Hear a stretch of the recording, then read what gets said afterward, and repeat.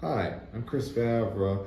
I'm the Web Content Manager for CFE Media and Technology. I'm here live at Honeywell User Group in Orlando to cover the event, and I'm here today with Jorge Fernandez from Honeywell. Welcome.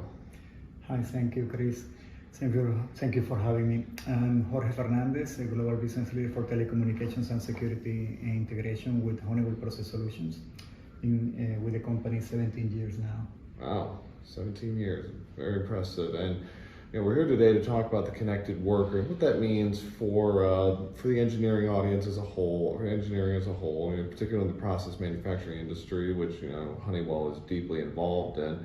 So I wanted to start off with and ask, when we talk about the connected worker, what does that mean to you specifically? Well, connected worker is a way to bring information, data, and safety. We're talking about industrial plants, basically industrial environments.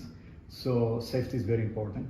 Yeah. And having a connected worker gives the ability to plant managers, HSE managers, to understand the information, the data, and the actual situation that their plants have regarding safety.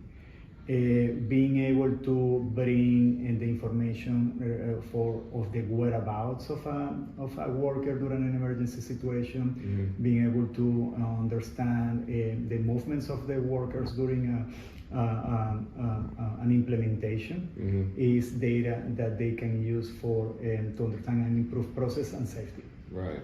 And this has been a developing theme for the last several years as technology gets more integrated and more intimate, particularly with the rise of smart technology and the IIoT.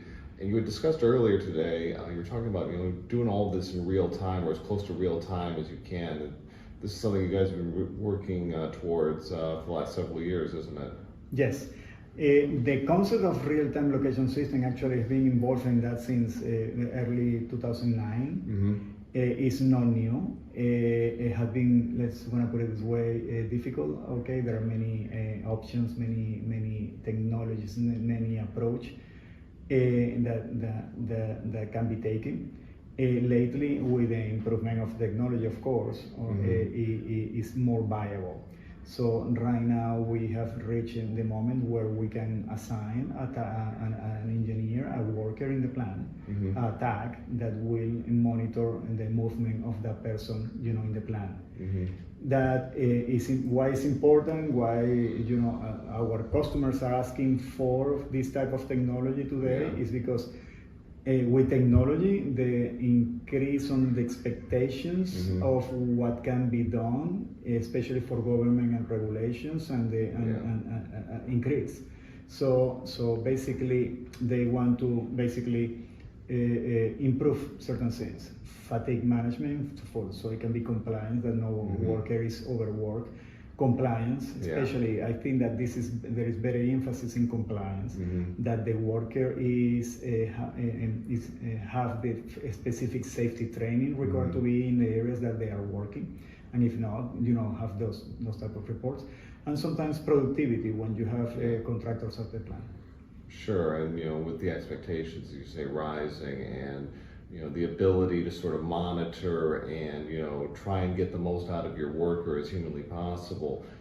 This kind of technology, it really can improve that level of productivity and maybe find new KPIs and new ways of improving your operations through this monitoring. Correct? Yeah, the key here, I would say, is safety. Safety is the most important part of the plan. Actually, safety is what have to be driven in the blood of the management. So, in a safety incident, with an injury, it can cost between $1 million to $3 million in the plant, and can stop the production for several days, and can cause an impact not only in the workers, but also communities and families, which is a social impact that you have, because in this type of industrial plants are surrounding communities that depend on that plant. Sure, and we certainly heard a lot about culture during HUG, and how important that is, and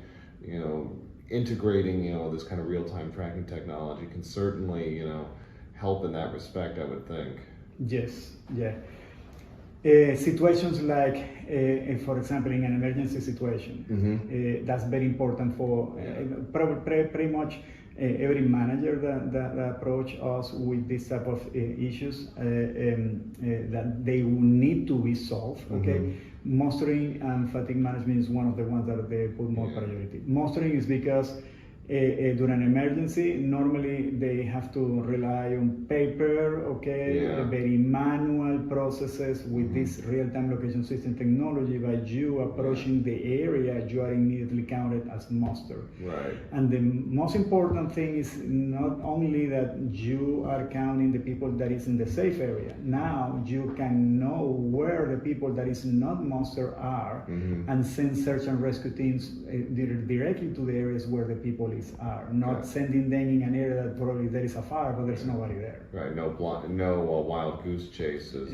Exactly. You'd also mentioned, the standards aspect and the safety aspect. In a process manufacturing facility, we're dealing with chemicals. You're dealing with potentially very hazardous situations, whether it's gases or extreme temperature. Having these sort of parameters in place through this kind of real-time monitoring system, only goes to enhance the safety.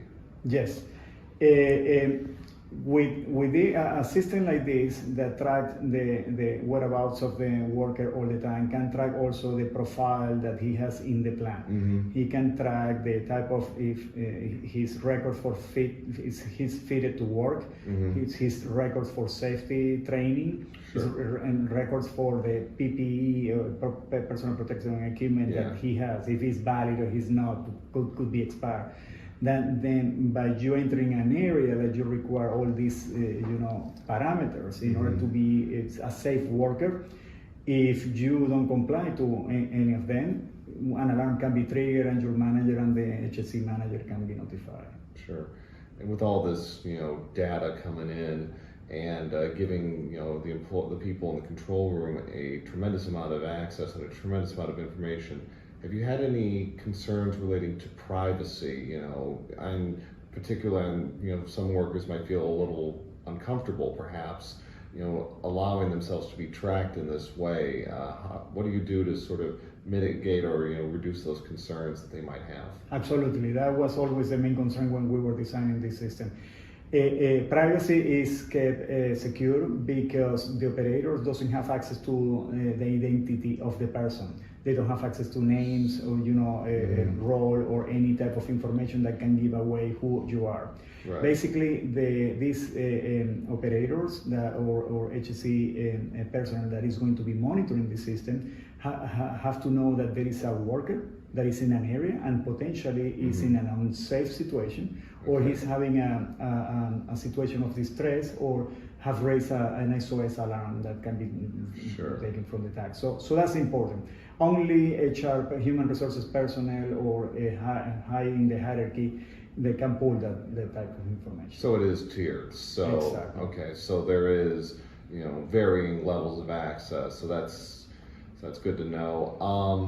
I know this is your Safety Watch program is in the early stages. Have you received any feedback, or what has been the initial response from what you've gotten from your customers? We're starting to look for pilots and we have potential in companies that we're working for pilots. Okay. Hopefully we are going to have a good implementation in the following months.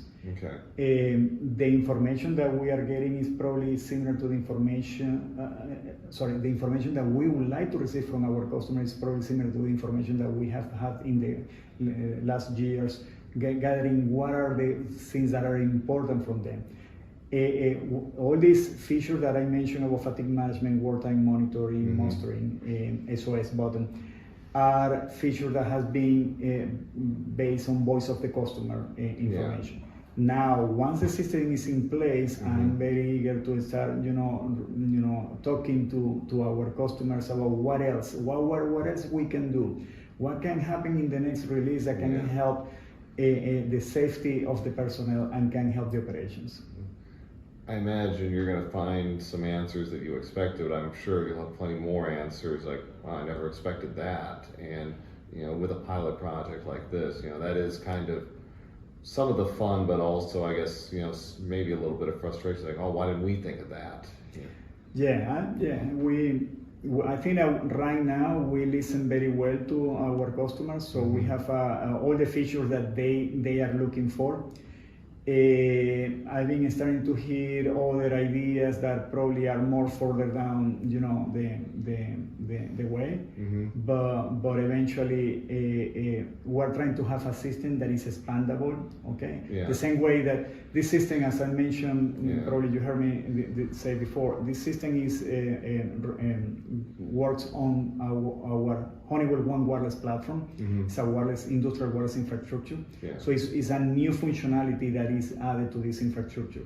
We're hoping that probably the same way that we did this by adding real-time safety watch, real-time location system, add more functionality to the tags that we have with real-time location system. So there's already so much data coming in, but now it's coming in to the worker, and now you're able to give a more comprehensive picture on what's happening in a facility than you could before. It's like a lot of it was probably macro, but now you're really getting down to the micro with these people and being able to monitor them. Yes, we live in right now probably the era of big data. Yeah. This is data that is coming directly to be analyzed, correlated. It can help for the efficiency of the operations. Basically, this is the whole digitalization of the worker, and trying to have a more safer worker. Normally, digitalization focus on efficiency and productivity. I think that safety is a very important part of sustainability. Agreed. Because basically it's part of the social part of the worker and the communities that are surrounding these facilities. Yeah, I totally agree with that. And having a sustainable, happy, and productive workforce, in its own way, is just as important as making sure the machines don't break down. And we've heard a lot about predictive maintenance and being able to monitor the assets. Well, people are assets too, and it sounds like you've got a program that'll in time get even more precise and be able to in its own way predictively maintenance the worker, if you will. Like, oh, you're very tired today, like, why don't you sit down? Exactly. So, why don't you have a break that you should have? And that's part of the whole digitalization. I think it is very important. I think that goes along. I mean, companies doesn't want to overwork their workers. No. I don't think that they know, because it's proven. Okay, if they don't know or they don't apply the safety precautions, they only need to look at history, all the disasters that we have had in plants that have been proven over and over that has been because of negligence, that they were not following the proper rules. And sometimes it's the worker that probably thought, I'm doing the best for the company, okay, or being working a little bit more, but not necessarily because he was mandated to. Right. Well, this sounds like it's going to be a really interesting project in the next several months as you get all this data. So I look forward to seeing what the results are like and what the next evolution is for your safety watch. Yes, I would like to start having those conversations when they start having in real operations, the turnarounds in the plants where they have contractors at in the plant. And see the conversation that I'm going to have with our customers. For sure. Well, thank you very much, Jorge. That was very good information today. I appreciate it. Thank you for your time. Thank you very much, Chris. All right, and I'm Chris Vavra, Web Content Manager, CFE Media and Technology, here live at the Honeywell Users Group event in Orlando. Thanks very much.